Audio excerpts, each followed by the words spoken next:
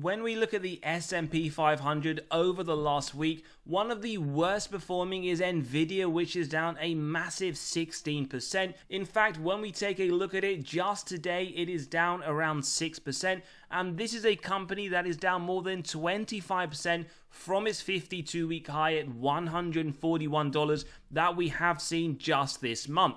Now, in today's episode, we're going to understand why is it crashing and whether or not now is a great time to buy this undervalued company. First thing to note, this week a lot has been happening and a lot is going to continue to happen.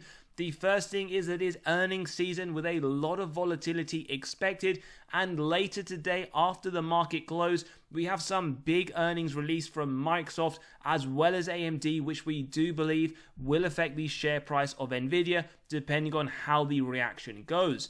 The second thing to note, tomorrow we will be expecting the Fed to make a decision on whether or not they will start to cut interest rates for the first time in 2024. So that also produces a lot of volatility that we are seeing not just for Nvidia, but across the market as a whole. Next thing to note, one piece of bearish news for Nvidia is that Amazon are testing their own AI chips in order to cut costs and therefore not need Nvidia as one of their suppliers in the future. Now, this is obviously a bearish piece of news for Nvidia, as if Amazon, who are one of their clients, build their own chips in-house, then there will be no need for them to continue to buy the latest chips for Nvidia, and therefore it will affect their top-line revenue over the longer term. Now, one thing that is quite interesting about this is that Amazon do believe their own chips, as we said, that they are building in-house, has some very strong performance. In fact, they put some quantitative numbers towards this where they say they can be 40 to 50% higher in terms of the performance, and with the cost being around half of the same price that they do pay for the Nvidia chips. So something to bear in mind, that is a piece of bearish news if you are an Nvidia investor. And the reason why we say that, it doesn't just relate to Amazon, but we also have a few more examples to show. As we can see, OpenAI themselves are in talks with Broadcom to create their own custom AI chips. And as we said, the more companies that start to build their own chips in-house, that will lead to a loss of revenue that we have seen Nvidia being able to generate at a very rapid rate quarter on quarter, as we will show numerically shortly. As we said though, it isn't just OpenAI and Amazon, but we also have Apple, who say that their AI models have been trained on Google's custom chips. Again, very obvious why this isn't great news for Nvidia shareholders. Ultimately, what it means is that they are trying to find alternatives to continue to buy Nvidia's graphic processing units, and therefore it looks like a lot of big companies are trying to find a way to move away from Nvidia and, where possible, build these chips in-house. And as we saw with Amazon, they in actual fact believe that they can produce chips that are 40 to 50% better in terms of the quality and around at half the cost as well. So something to consider. Now, it isn't all negative. We do have some bullish news for Nvidia shareholders. And just yesterday, we saw a fireside chat with the Meta CEO Mark Zuckerberg as well as Nvidia Jensen Huang. What's quite interesting about this is what we noticed for Meta's Llama 3.1. Now remember, they are starting to become a leader in AI, which is very bullish, as their Llama boasts 405 billion parameters, which was trained on 6,000 Nvidia GPUs. Why is this good news? Well, it means that they are building a strategic partnership with each other, and therefore if they do start to lose clients, whether that is Amazon, whether that is Apple or any others, that they will be able to increase their revenue through other sources, not just Meta, as we are about to find out, but another way that Nvidia are looking to do this, as we can clearly see. Just yesterday, we have found out they have started to accelerate the humanoid robotics development. And why we actually find this very bullish, because according to their latest investor presentation, they see the autonomous machines as around 300 billion. Now, this includes both vehicles and robotics, but if they see a market, they want to be one of the leaders, just like they currently are in the chips business. So something to bear in mind with Nvidia, they're always looking ahead. Yes, they may start to in the future, not right now, but over the next few years, lose some business from very big names, but they are finding other ways to capture, as we can see here, the 1 trillion long-term market available opportunity that they are seeing in different areas. Now, also bear in mind when we do look at the share price, yes, it is down around 25% from the all-time highs, but Wall Street are still very bullish. They have a strong buy with a double hold from Seeking Alpha and Quant.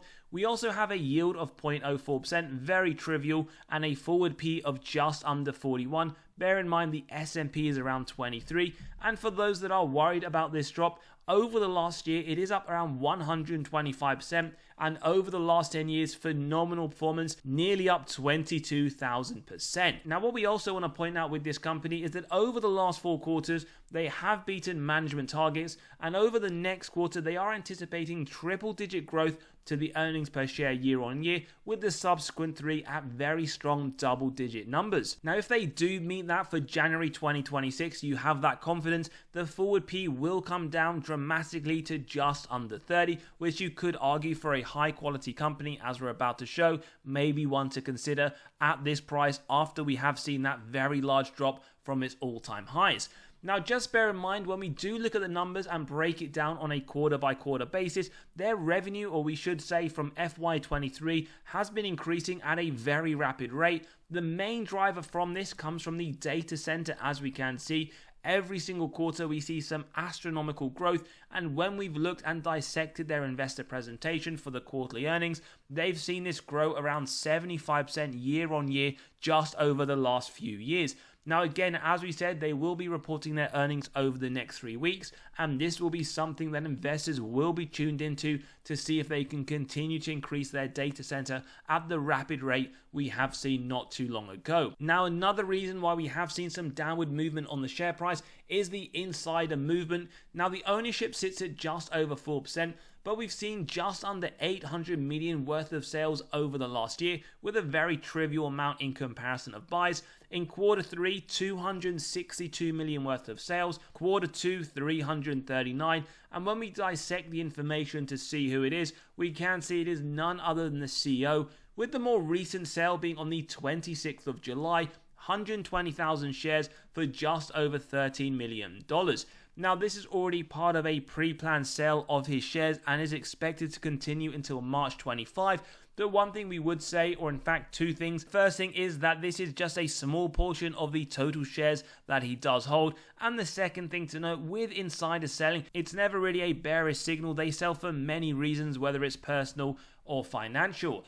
The next thing we like to look at is the institutional ownership. Now that's at 65%, with around 8 billion worth of sales over the last year, with significant amount more buying, 95 billion to be exact, with a significant amount of buying in quarter 2. In fact, 90 billion versus a very trivial amount of sales of 141,000. However, if you do look at the previous quarter, we see more selling than buying. Now overall, for a quick summary, institutions continue to buy a significant amount more over the last year and in the more recent quarter, but we have seen the CEO himself sell a fair number of shares just over the last few days. Do remember though, insiders or institutions buy or sell, always do your own due diligence and never copy what they do, but you can incorporate it into a wider piece of your investment thesis. Now we also want to point out that we have released our latest weekly articles. Those that are paid will now have access to the undervalued stocks for August, where we have released 35 that we do believe to be a great value to buy. For example, the first one, Visa, and we have clearly shown those that are within our own portfolios as well.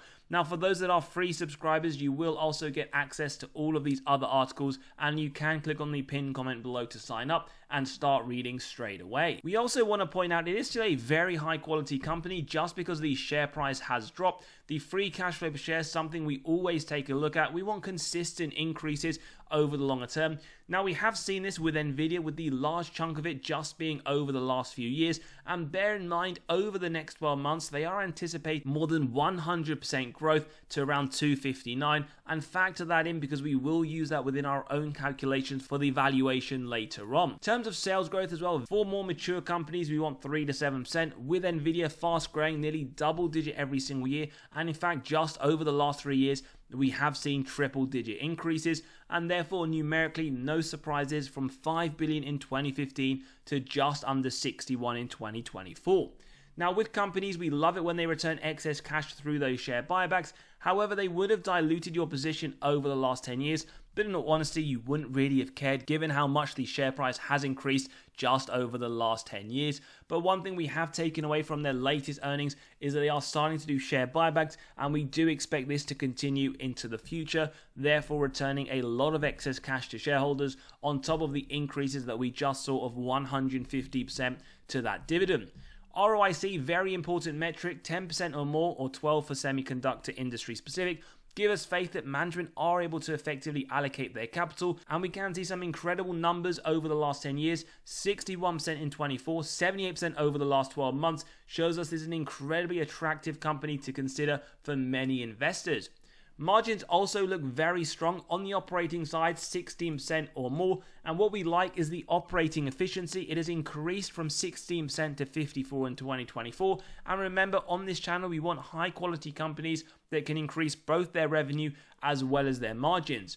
Free cash flow margin, well, incredible, a free cash flow machine, more than 5% year on year, 45 in 24, 50 on a trailing 12-month basis as well. We then look at the final metric, the net debt to EBITDA, the earnings before interest, tax, depreciation, amortization. Below 1.5 is what we want to see, and these are the number of years it would take the company to pay off all of their debt net of cash on hand. Shows us how strong the balance sheet is over the last 10 years, and over the next 12 months, it won't even take them one day to pay off all of their debt net of cash on hand. We then just want to highlight quickly here the revenue as well as the bottom line net income movement. As we said already, their revenue has been growing at a very rapid rate, although we do notice the majority of this has just been in the last year, where it did go from 27 billion to 61 billion. But what we want to highlight here is the story to be told on the bottom line net income. It's gone from 631 million in 2015 to just under 30 billion. But again, similarly to the top line, the majority of this growth has just come over the last few years, something though just to consider moving forwards. We then want to point to the health of the company, the total cash versus total debt, 4.6 billion in 2015 to 31 billion in the latest quarterly report. Similar to their revenue and bottom line net income, their cash has also been increasing significantly. Do bear in mind that this number on its own doesn't really tell us anything, and that is why both numerically and directionally we always compare it to their total debt, which has gone from 1.4 billion to around 11.2. So yes, their total debt has increased over the longer term, but their cash position is far superior, and as we just said, if they wanted to pay it all off in one day, they could. This then leads us on to a few metrics. Now, the first one is the grading metric for the valuation, and what we get is an F, no surprise at all. P on a non-GAAP basis of 41 is much higher than the sector median of 24. Therefore, you are paying a 67% premium for Nvidia, and that is again something you need to consider whether or not you believe it is warranted and justified, as whatever valuation metric you use, in comparison to the sector, they are trading at a significant premium. Now, one way we can see this is justified by firstly looking at the growth, where they get an A+. Year on year, triple digits, 208% growth, sector at 3, revenue on a forward-looking basis, 82%, sector as a whole at 7%, and one thing we always love to look at, the earnings per share over the next 3 to 5 years, anticipated growth of 33%, market as a whole 14%. So lots of strength in the growth metrics when looking at Nvidia against the sector median, and that is pretty much the same when we do compare it to the profitability rate. A+ is what they get against the sector, and gross profit margin absolutely insane, 75% versus 49%. The same to be said for the bottom line, much better at 53 versus 3, and in terms of the cash from operations, 41 billion. As we can see here, the sector as a whole, 98 million. So a quick recap for this part of the analysis: a strong buy still continual from Wall Street, where they hold from the other analysts, an F on valuation, A+ on growth, and an A+ on profitability. What we also like to draw your attention to is to see how it's performed against others in the sector in the semiconductor space.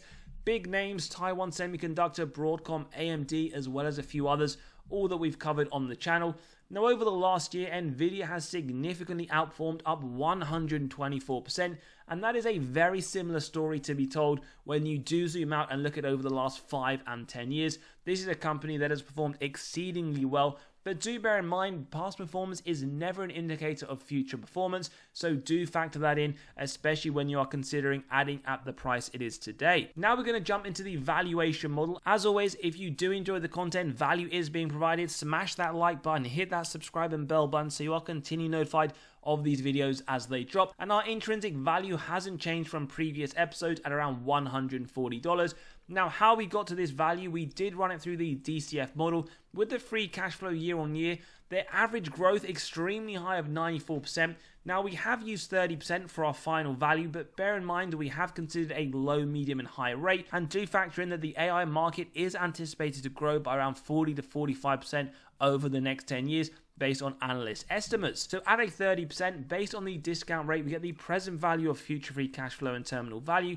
We add together with the cash, subtract total debt, get to the equity value, divide by the shares outstanding, and we get that undervaluation signal, which ultimately leads to 34% upside from the current price. Now, for those that believe that is way too optimistic, well, at 25%, we can see this would lead to around $101, effectively telling us -3 downside. You could argue pretty much around the current trading price. So what we are saying is that in today's value, what is priced in is a 25% growth rate to the free cash flow.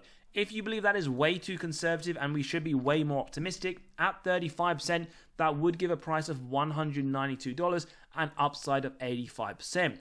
As always, very subjective depending on what you see as an investor, and you can click on the pinned comment below to grab a copy of this model and run your own numbers, whether or not it is for this company or any other. So we're going to take 30% into the final slide, and what we always like to use is a margin of safety. At 10%, that is what we execute on if we believe it has a wide moat, strong financial metrics, and good forward-looking data. Something you could argue that Nvidia has. Well, it's a buy up to $126. Then we keep going till it's near the current trading price, and we can see in today's episode, you are pretty much getting a 25% MOS level for a very high quality company, especially if you believe in the long term with any of the bearish news that we have had today coming out from Amazon as well as Apple and OpenAI, where they are looking to build their own chips in-house, that it won't affect Nvidia over the longer term. Then again, one to definitely consider. We can see Wall Street as well factoring around 37% upside over the next year. Their price target of $143, as they already said earlier, a strong buy. As always, let us know your thoughts in the comments below. If you enjoyed today's episode, smash that like button, hit that subscribe and bell button, and don't forget you can click on the pinned comment below to join the newsletter, get the weekly articles of undervalued companies that we do see in the market, and don't forget if you want to see our weekly buys and sells to join us below in the Patreon. As always, see you all in the next one and take care for now.